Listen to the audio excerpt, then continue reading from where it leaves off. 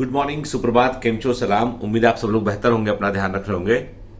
यहाँ भोपाल में जबरदस्त गर्मी पड़ रही है।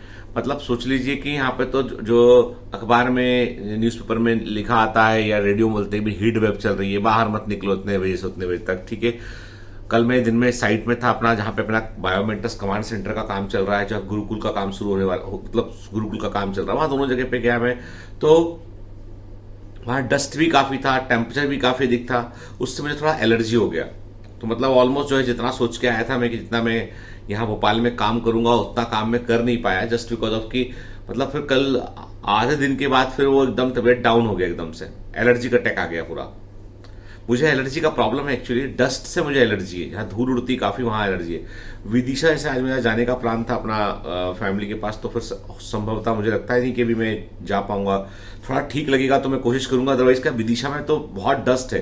पता नहीं आपने जो है, मुझे बाकी स्टेट्स का उतना आइडिया नहीं है, पर मैंने देखा है कि एमपी के अंदर जो छोटे कस्बे या छोटे टाउन है ना, वहां पे सड़कों पर बहुत धूल उड़ती है। शायद जो ग्रामीण क्षेत्रों से ट्रैक्टर ट्रॉली आते हैं उनमें उनमें डस्ट लगी होती होगी, पता नहीं कारण क्या है नहीं मालूम। पर मैं विदिशा में जैसे आप एंटर करोगे ना, तो बस स्टैंड के पास से निकलोगे, आपको एक धूल दिखाई पड़ेगी आपको हवा में। और ये सालों से है, मतलब कभी, मतलब मैं तो मेरे को देखते हो तो 20-25 साल हो गया तब से वो है ही। कारण क्या है नहीं मालूम मुझे, लेकिन ये कि डस्ट जो है वो किसी किसी को डस्ट से एलर्जी होती है, उसमें से एक मैं हूं। मैं तो कभी भी हमेशा बाहर मास्क ला के निकलता हूं मैं, और मास्क जो होता है वो अब कोविड से ज्यादा जो है वो इस पॉल्यूशन वाली चीजों के लिए ज्यादा काम आने लगा है। खैर, मेरी अपनी बात है। तो थोड़ा सा आज लेट हो गया हूं मैं, क्योंकि वीडियो अपलोड करने में टाइम लगता है यहाँ पर, रिकॉर्ड हालांकि मैंने टाइम पर किया है। आप में से कई सारे बच्चे मुझे मैसेज कर रहे हैं, इस बायोमेंटस क्लासेस का मैसेज भी मेरे को जहां ब्लॉग में देखने मिलता है कई बार। तो टारगेट बैच के बेटा एडमिशन ओपन हो चुके हैं, और एडमिशन जो है प्रोग्रेस है। एडमिशन जो है वो फर्स्ट वीक ऑफ जून तक एडमिशन चलेंगे लगातार इसके। और टारगेट बैच में कोई भी बच्चा, चाहे 11th में हो, चाहे 12th में हो, चाहे रिपीटर बच्चा हो, वो जुड़ सकता है। बस इतना ध्यान रखना है आपको कि टारगेट बैच का मतलब ये है कि आप किसी और ऑनलाइन कोचिंग जैसा बायोमेंटस को बिल्कुल मत लीजिएगा। बायोमेंटस एक टफ ट्रेनिंग है, कमांडो ट्रेनिंग है। यहाँ पर आपको शुरू के 1-2 महीने आपको एडजस्ट करने में बहुत मेहनत करना पड़ेगा। एक बार आप एडजस्ट हो जाएंगे आप, तो आपका सिलेक्शन तय है, इतना मान लीजिए आप। मतलब हम लोग यहाँ पर आपको बिल्कुल भी कस्टमर या एक सब्सक्राइबर वो सब नहीं मानते। हम यहाँ मानते हैं कि आप कमांडो बन गए, और आपको जोड़ने के बाद आपके साथ जमकर मेहनत करने का कोशिश हम पूरा करते हैं। ठीक है, हमारी पूरी टीम, पूरे टीचर्स जमकर मेहनत करते हैं। जैसे अब कई बच्चों के दिमाग में सर बायोलॉजी टारगेट बैच में कौन पढ़ाएगा, पूरा 100% बायोलॉजी टारगेट बैच में मैं पढ़ाऊंगा। 100% बायोलॉजी टारगेट बैच में मैं ही पढ़ाऊंगा। शैल मैडम, नंदी सर जो है वो हमारे जैसे टेस्ट के एक्सप्लेनेशन होते हैं, डीपीएस के एक्सप्लेनेशन होते हैं, ठीक है, जो क्वेश्चंस के सिलेक्शन होते हैं वो फिर वो मतलब बहुत सारा जो दूसरा काम होता है वो इन टीचर्स के पास में होता है। लेकिन मेन जो क्लासेस का काम है वो मेरे पास रहता है। ठीक है, फिर केमिस्ट्री कौन पढ़ाएगा, केमिस्ट्री संजय सर पढ़ाएंगे। कुछ पोर्शन में चिन्मय सर भी आएंगे यहाँ पर, अमर सर फिजिक्स पढ़ाएंगे। कुछ पोर्शन में जो है जावेद सर भी यहाँ पर आएंगे, जस्ट फॉर बेटरमेंट, कि और बेहतर है ना, फिजिक्स केमिस्ट्री को और बेहतर हम कैसे कर सकते हैं, बिल्कुल सिंप्लीफाइड कैसे कर सकते हैं, उसमें आपको जो है ये टीचर्स दिखाई पड़ेंगे। बायोलॉजी में चूंकि मैं शुरू से उस चीज को मानकर चलता हूं कि मैं सिंप्लीफाइड से कॉम्प्लेक्स तक मैं पहुंचता हूं, तो बायोलॉजी में पूरा का पूरा मैं देखूंगा। फिजिक्स में जावेद सर, अमर सर मिलकर देखेंगे इस बार, चिन्मय सर और संजय सर मिलकर देखेंगे इस बार। और फिजिक्स केमिस्ट्री को जो है हम सबसे बड़ी स्ट्रेंथ बनाएंगे, बायोमेंटर्स की बहुत बड़ी ताकत बनाएंगे हम लोग। ठीक है, अभी मैं क्या देख रहा हूं कि कई सारे लोग, जैसे बायोमेंटर्स का एडमिशन ओपन होता है, कुछ होता है, तो बहुत सारे ऐसे ऑनलाइन प्लेटफॉर्म है जिनको बायोमेंटर्स से बहुत डर लगता है। उन्हें लगता है कि बायोमेंटर्स कहीं ज्यादा पॉपुलर ना हो जाए, तो वो अपनी पॉपुलरिटी को तो वो करने के लिए सब कुछ करते हैं, लेकिन बायोमेंटर्स के खिलाफ कुछ कमेंट करना शुरू करते हैं, जो ठीक नहीं है। मतलब मैं कहता हूं कि बच्चों को मिसगाइड करना अच्छी बात नहीं है। मैं आपको इस पर एक कहानी सुनाता हूं। एक बार क्या था कि एक बार ना एक तालाब था, उस तालाब में कई सारी मछलियां रहा करती थी। ठीक है, एक केकड़ा भी रहा करता था वहां पर, जो मछलियों का अच्छा दोस्त था। एक बगुला रहता था। आपको पता है बगुला जो होता है वो मछली खाता है। एक बगुला वहां रहा करता था जो मछलियों का शिकार करता था। अब बगुला चूंकि बूढ़ा हो चुका था, अब बूढ़ा बगुला जो होता है वो उसको शिकार करने में बड़ी दिक्कत जाती है उसको, कि भाई मैं इतनी कोशिश करता हूं, मछलियां जो है वो जल्दी से निकल जाती है, पकड़ नहीं पाता वो। तो उसने है ना, उसने क्या किया, उसने जो है वो एक दिन ऐसी केकड़े से बात कर रहा था, वो केकड़ा पानी के अंदर था, दूर से बात कर रहा था वो केकड़े से कि तो कि केकड़े को बोला उसने कि डरो मत, तुम पास जाओ मेरे। केकड़ा बोला नहीं, तुम्हारा कोई भरोसा नहीं है, तुम तो बगुला हो, बगुला तो वैसे ही जो है वो बदनाम है कि आप की कुछ बोलता है कुछ करता है टाइप से। तो बगुला बोलता नहीं, आज से मैं बूढ़ा हो चुका हूं, मैंने ये प्रण लिया है कि आज से मैं उपवास करूंगा, एक भी मछली नहीं खाऊंगा, एक भी केकड़ा, कुछ नहीं खाऊंगा, मैं मरने तक मैं अब ये उपवास करने वाला हूं। तो केकड़ा बोलता है कि तुम ऐसा क्यों कर रहे हो? उसने कहा नहीं, अब देखो उम्र होती है, एक उम्र हो गई है, अब हमने इतना कुछ किया, अब जो है वो इतना मान सम्मान है अपना, ठीक है, तो अब हम जो है वो उपवास करेंगे और मरने तक उपवास करेंगे, तो डरने की तुम्हें कोई आवश्यकता नहीं है। केकड़ा धीमे धीमे हिम्मत करके पा जाता है, वो बगुला जो है वो उसको चोट से सहलाता है, बोलता है कि तुम्हें कैसा लग रहा है दोस्त, आज से तुम और मैं दोस्त। केकड़ा बोलता है ठीक है। बोलता है मालूम है तुम्हें, यदि मैं उपवास नहीं करूंगा ना तो भी मैं मर जाऊंगा। बगुला बोलता है। तो केकड़ा कहता है कैसे मर जाओगे? बोलता है नहीं, समस्या यह है कि आने वाले 2-3 महीनों में बहुत जमकर गर्मी पड़ने वाली है, इतना सूखा पड़ने वाला है कि यह तालाब भी सूख जाएगा, तो सारी मछलियां मर जाएंगी इसकी, तुम भी शायद मर जाओगे, जब कोई बचेगा ही नहीं तो मैं अपने आप मर जाऊंगा, फूड चेन टूट जाएगा ना, तुमको गितिन सर ने पढ़ाया हुआ इकोलॉजी के अंदर, इकोसिस्टम के अंदर, ठीक है। वैसा बगुला बोलता है। पंचतंत्र की कहानी है, ठीक है, हमारा भी जिक्र है कहानी के अंदर।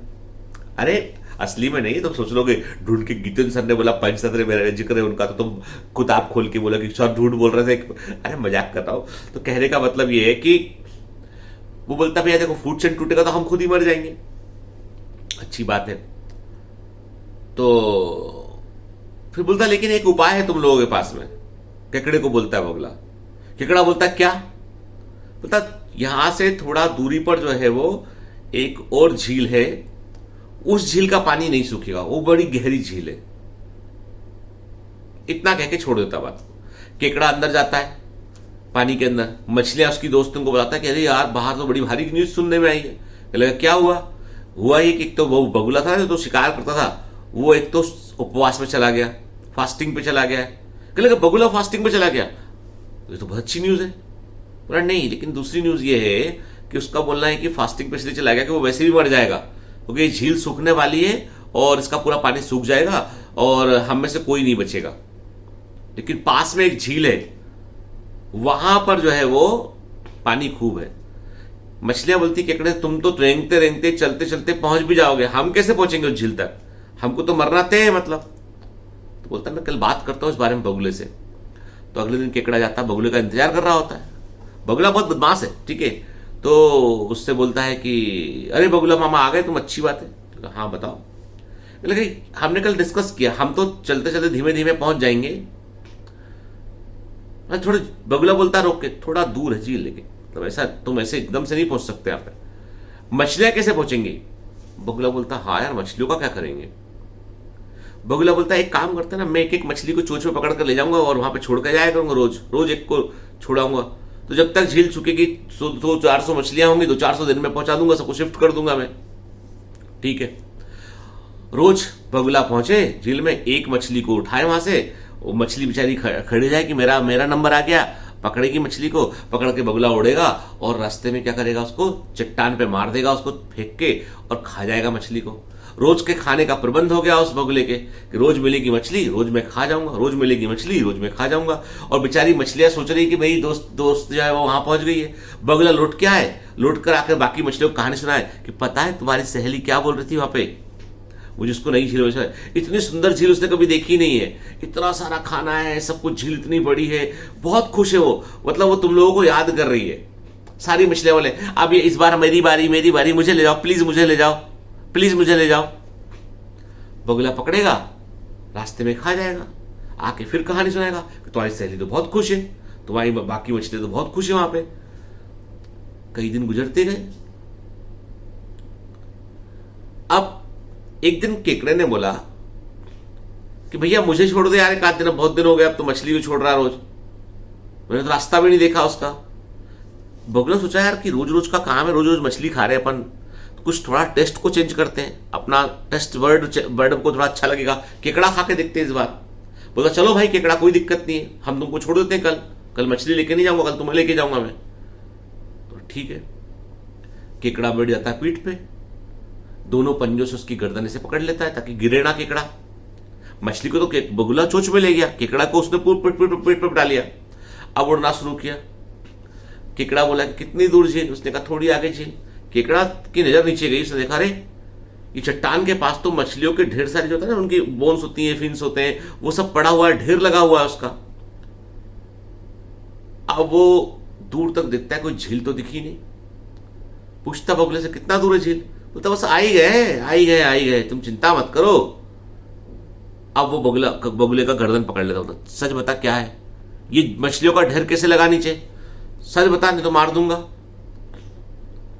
बगुला बोलता है कि यार वो कोई झील नहीं है यहाँ पर जो है वो हम खाया करते थे उन मछलियों को। तो मुझे क्यों लाया? बोला मछली खाते खाते बोर हो गए। बगुला जोर से हिलता है कि गिर जाएगा ये, लेकिन वो जोर से गर्दन पकड़े होता है, केकड़ा गर्दन दबा देता है, टिनिंग टिनिंग। बोलता चल वापस चल झील में, वापस चल, छोड़ मुझे, छोड़ के वहां पे, नहीं तो गर्दन नहीं छोड़ूंगा।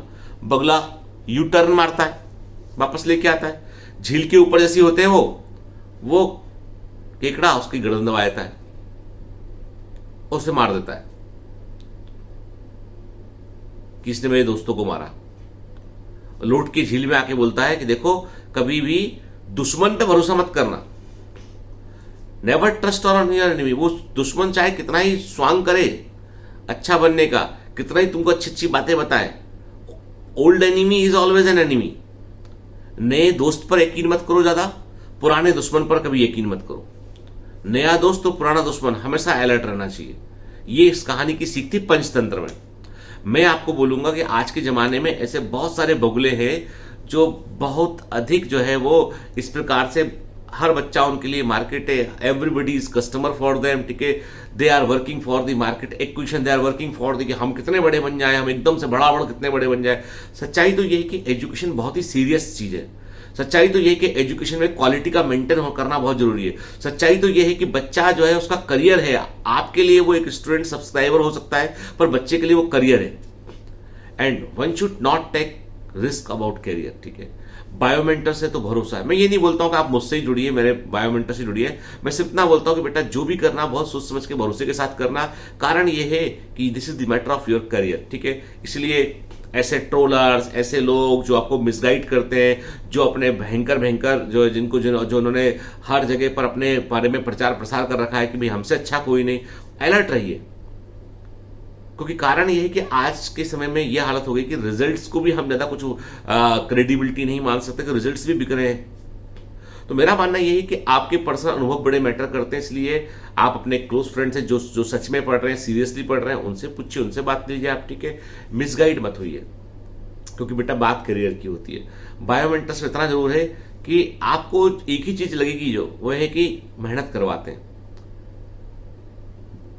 टफ ट्रेनिंग है, लेकिन बिलीव मी, आप ट्रेनिंग सरवाइव कर गए, आप सिलेक्ट हो गए, आपको कोई नहीं हरा पाएगा। ये मेरा वादा है, मेरा वादा। मैं कह रहा हूं ना आपसे कि एक बार आप बायोमेंटर्स की कमांडो ट्रेनिंग को पूरा कर गए आप, तो आप सच्ची कमांडो बनेंगे आप। मैं कह रहा हूं आपसे, आपके अंदर का फील अलग हो जाएगा, आपके अंदर का जो कॉन्फिडेंस है वो डिफरेंट लेवल का होगा। ये पुराने कमांडो से पूछ के देखिएगा कभी। आप फॉलो नहीं करेंगे, फोरा आएंगे, ऑनलाइन समझ के पढ़ के चले जाएंगे, तो निकल ही जाएंगे, फिर मतलब का नहीं है। मतलब का क्या है? जब आप भरोसा करें और जमकर टफ ट्रेनिंग करें तो जरूर सिलेक्ट होंगे। Have a great day, all the best, bye bye.